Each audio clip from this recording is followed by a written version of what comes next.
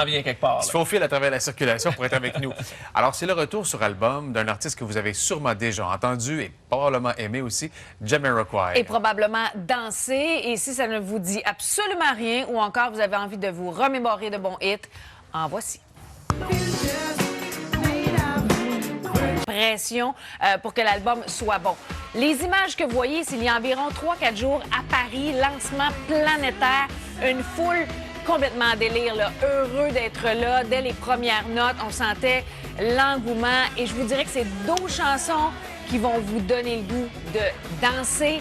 C'est sûr qu'on va les entendre dans les bars, à la radio, remixés probablement. Toujours aussi festif. Toujours aussi festif. Je vous le dis, l'album s'écoute de A à Z si vous aimez le style Jamiroquai parce que c'est vraiment sa sonorité où on revient là, avec un son peut-être un peu plus contemporain, mais en même temps à la sauce Jamiroquai. Donc, je vous fais entendre 2 extraits, dont le premier sur l'album qui sera un hit sans aucun doute. Les fans, puis le gros manque kid. l'ouverture du Studio 54. Et pourquoi pas? Mais sincèrement, c'est un album super bien réussi, qui était très attendu et qui est efficace. Nouvel album aussi pour Bob Dylan. Bob Dylan offre non pas 10-12 chansons comme un album normal, mais un album triple, 30 chansons. Il revisite vraiment les standards américains. Mais Who has always had the wandering ways. Now I'm reaching back for yesterday. je vous rappelle que Bob Dylan, oui, va enfin recevoir son prix Nobel ce week-end, mais sera aussi au Centre Bell le 30 juin prochain. Confidence maintenant d'accès illimité cette fin de semaine. Oui, 2 filles que j'aime beaucoup, Julie Le Breton et Annie Villeneuve, qui sont en vedette ce dimanche. Et je vous présente un petit bout d'Annie Villeneuve où elle se confie, probablement pour la première fois, sur sa rupture avec Guillaume Latendresse, des moments qui ne sont pas nécessairement faciles.